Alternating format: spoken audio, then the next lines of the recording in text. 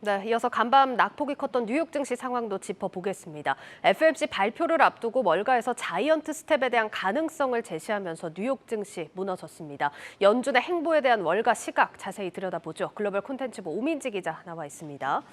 오 기자, 먼저 미국 증시가 어제 도라고 해야 될 것 같아요. 무너졌죠. 예, 맞습니다. 이 나스닥 무려 4.68% 빠졌고요. 예. 다우도 3% 가까이, S&P 500도 4% 가까이 빠졌습니다. 이 장이 마감하기 전에 월스트리트 저널이 연준이 50bp가 아닌 75bp 인상을 검토할 것이라고 보도하면서 시장이 큰 낙폭을 보였는데요.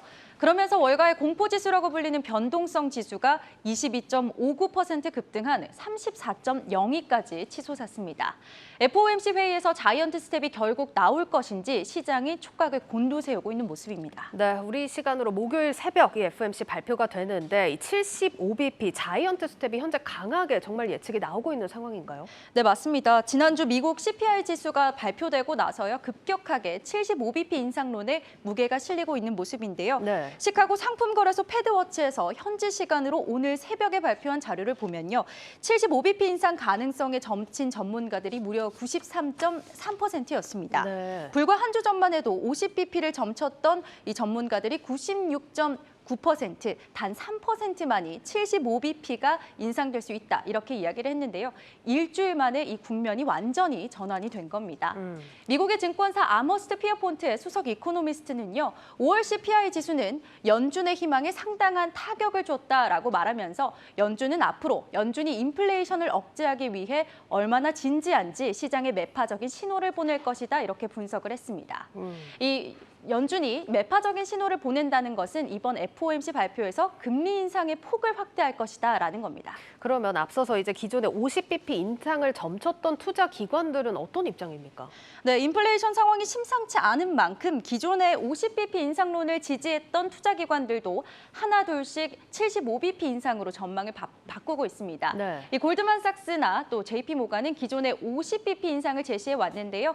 현지 시간으로 13일이죠. 지난 밤에 JP모간의 수석 이코노미스트 마이클 페롤리가 이번 회의에서 75bp 인상을 예상한다라고 말한 겁니다. 네. 이렇게 분석한 이유는 8.6% 상승한 CPI가 인플레이션 심리를 자극했기 때문에 연준이 더 강경한 카드를 내밀 수밖에 없다라는 겁니다. 인플레이션이 진행 중이라는 시장의 기대 심리가 작용을 했기 때문에 이 시장의 기대감보다 더 큰 이런 조치를 취해야만 인플레이션을 억제하는 효과를 볼 수 있다라는 겁니다. 네. 그런 의미에서 심지어 100bp 인상도 배제하지 않는다 이렇게까지 얘기했습니다. 지금 100bp가 좀 극단적이긴 하지만 거론이 되고 있다는 게 중요한 포인트입니다. 이렇게 금리 인상폭이 커지면 경기 침체 우려 더 커지지 않겠습니까?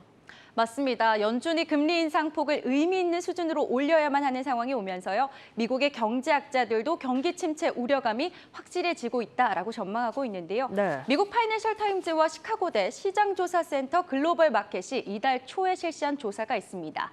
미국의 거시경제 전문가 49명을 대상으로 물어봤고요.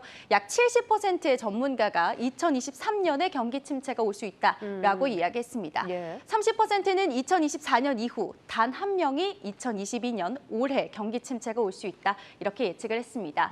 다만 조사에 참여한 전문가들 중 절반 이상이 주택 시장이 활성화된다면 미국 경제가 그렇게까지 나쁜 불황에서는 벗어날 수 있을 것이다 이렇게 덧붙였습니다.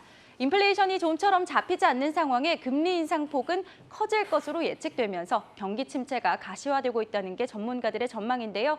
경기 침체가 올지 말지에 대한 논의보다 이제는 그 시기가 언제인지가 더 중요하다는 겁니다. 정말 그렇습니다. 오늘 장중에 잠깐이지만 장단기 금리 역전 현상도 나타나면서 경계감이 짙은 장입니다. 투자자들 방향 잡기가 쉽지 않습니다. 전문가들은 어떻게 조언합니까?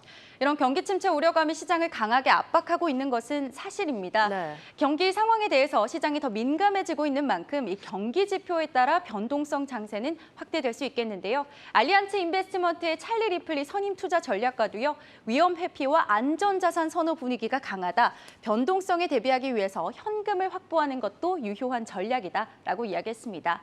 다만 지나친 공포감으로 패닉에 빠지지는 말라는 것도 월가의 조언입니다. 이 실물 경제를 위협할 만큼 자산과 실물 경제의 불균형이 뚜렷하지는 않다는 건데요. 전문가의 조언 들어보시겠습니다. So if it's going to be a recession, we think it's going to be a short and shallow one. And the reason that we think that is there's no real obvious imbalances in the real economy. But in terms of the real day-to-day economic activity, we just don't see that type of those types of imbalances that lead to really sharp and pronounced recessionary environment.